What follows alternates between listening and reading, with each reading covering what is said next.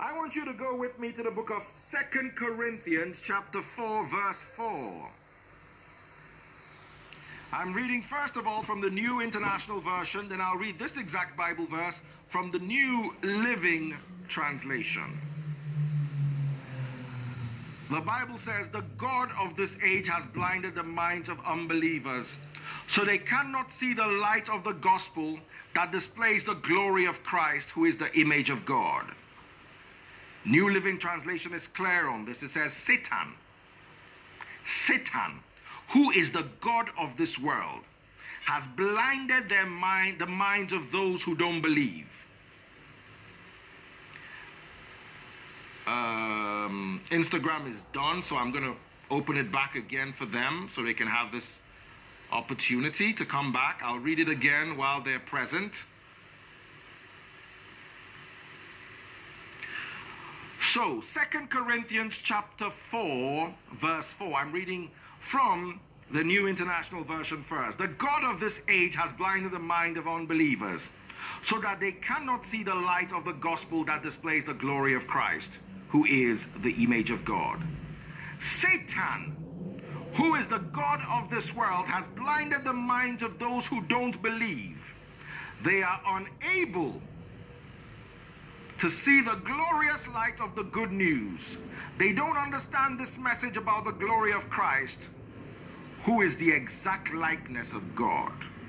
They do not understand because they're following the ruler of this world. The god of this world is Satan. Satan owns this world. Don't be stupid. He has the lease for it. And just the way God empowered him over Job, God has empowered him over the world, and even God himself cannot break it. Because God's word is God. If he breaks his word, he breaks himself.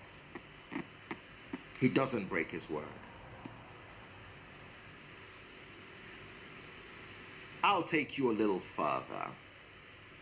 Let's go together to the book of 1 John chapter 2 verse 15. 1 John chapter 2 verse 15.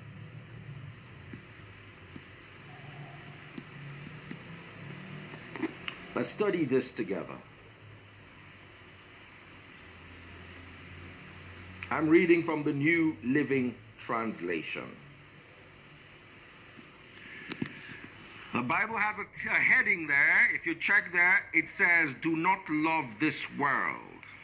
They are you see, all these things are hidden clearly in the Bible, knowing that many of you will not read them.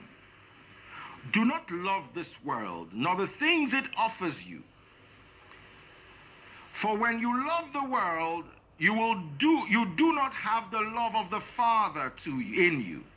For the world offers you only a craving for physical pleasures, a craving for everything we see, and pride in our achievements and possessions. And then somebody will spend 1 hour climbing pulpits. I was watching House on the Rock the other day. If you hear what the guy preach, let me read it to you.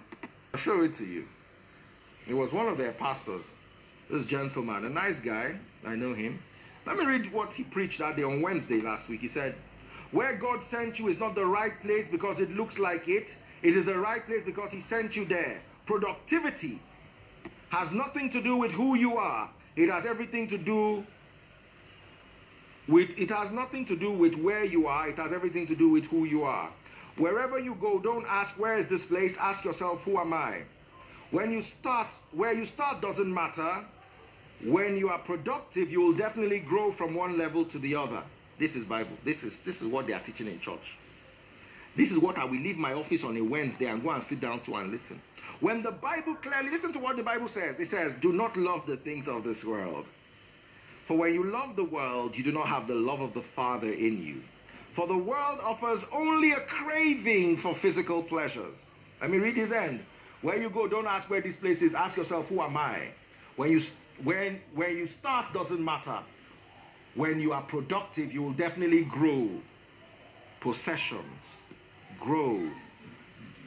The Bible says, and you seek pride in our achievements. Let me show it to you.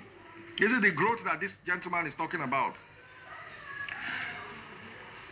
1 John chapter 2, I'm reading from 16. For the world only offers a craving for physical pleasures, a craving for everything we see, and pride in our achievements. How can you stand on the pulpit and talk about growth in regards to your achievement and run it as Christianity?